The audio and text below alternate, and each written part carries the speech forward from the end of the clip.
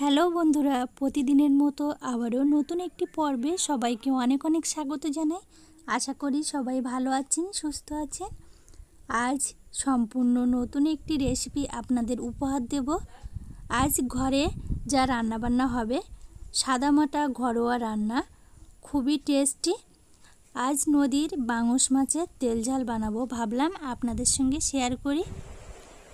এই নদীর বাংশ মাছ কিন্তু অসাধারণ টেস্ট। এই মাছের কিন্তু প্রচুর কাঁটা থাকে, যে মাছের বেশি কাঁটা সেই মাছ কিন্তু ততটাই টেস্টি। দেখুন, মাছ খুব ভালোভাবে পরিষ্কার করে ধুয়ে নিয়েছি। মাছে লবণ দিয়ে দেব আর গরম জল দিয়ে দেব।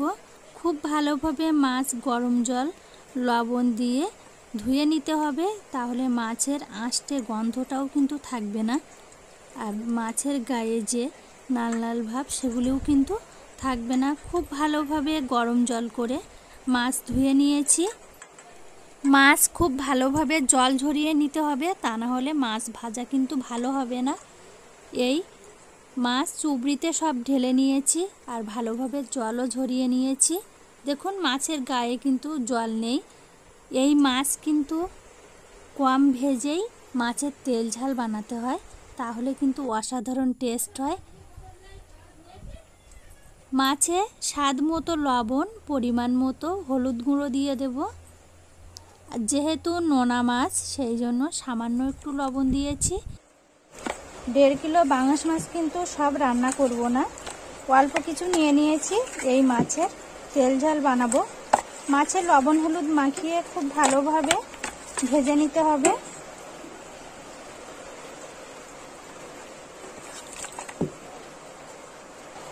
এদিকে কড়াই খুব ভালোভাবে গরম করে নিয়েছি, তেল দিয়ে দেব।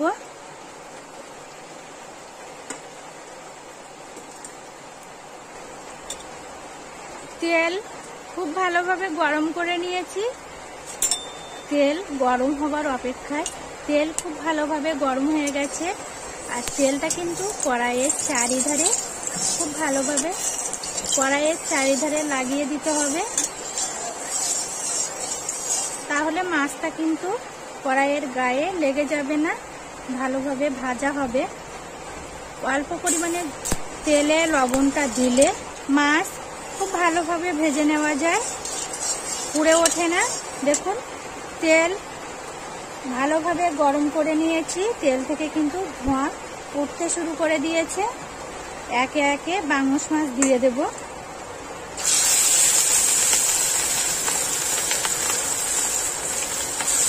বাংশ মাছ কিন্তু ভাজতেও রিস্ক আছে।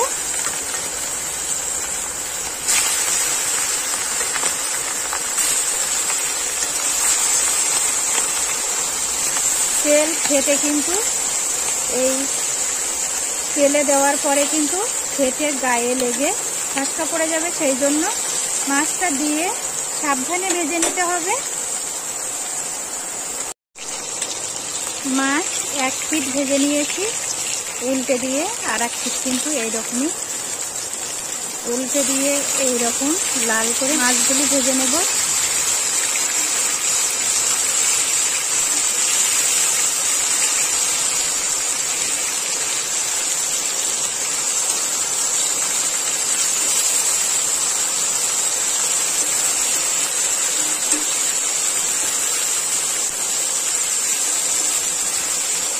এইভাবে লাল করে মাছ ভেজে উঠিয়ে নেব। দেখতেই পাচ্ছেন কেমন ভেজেছি, এই রকমই হালকা ভেজে নিয়েছি। এই রকমই লাল করে হালকা ভেজে নিতে হবে, তাহলে মাছের টেস্ট কিন্তু খুব ভালো লাগবে। মাছ ভাজা কমপ্লিট হয়ে গেছে, এবার উঠিয়ে নেব।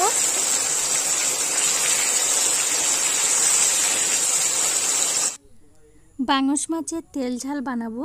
দেখুন, খুবই কম মশলা দিয়েই কিন্তু তেল ঝাল বানাচ্ছি। অল্প একটু জিরে দিয়ে দিয়েছি, হাফ স্পুন।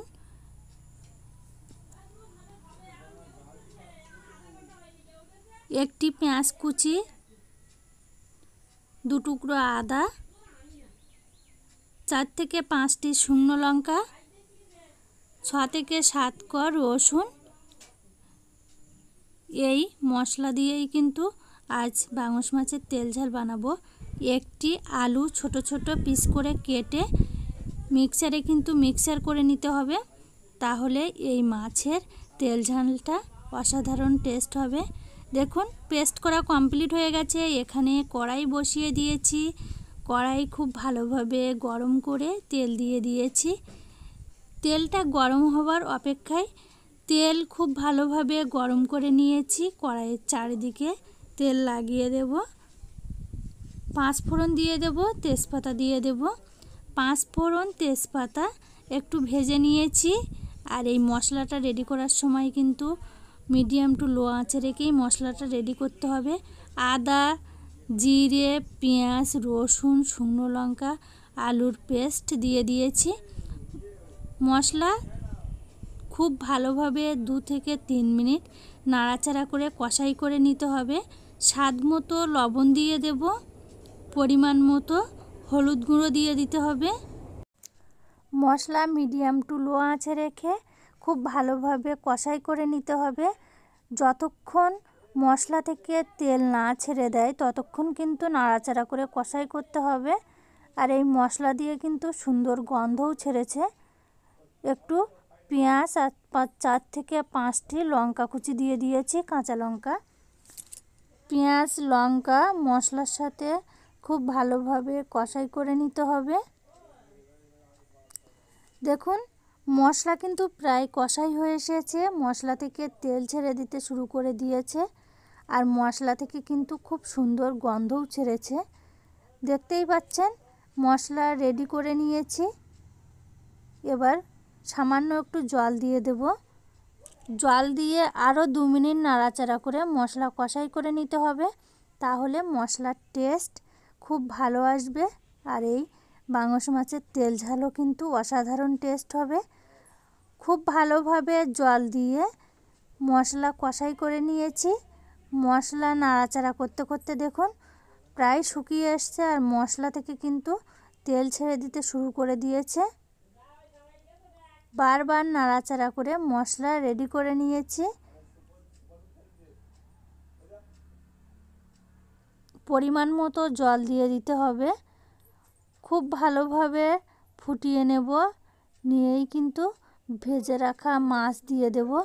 দেখুন সামান্য একটু ফুটিয়ে নিয়েছি, ভেজে রাখা মাছ দিয়ে 5 থেকে 7 মিনিট ভালোভাবে ঢেকে ফুটিয়ে নেব। নিলেই বাংশ মাছের তেল ঝাল রেডি হয়ে যাবে। আর এই বাংশ মাছের তেল ঝাল কিন্তু খেতেও অপূর্ব। দেখতেই পাচ্ছেন তরকারির কালারটা কত সুন্দর চলে এসেছে। তরকারির কালার দেখলেই কিন্তু ইচ্ছা হবে যে তরকারিটা দিয়ে ভাত খেয়ে নিই। আজ ভিডিওটা এখানেই শেষ করছি।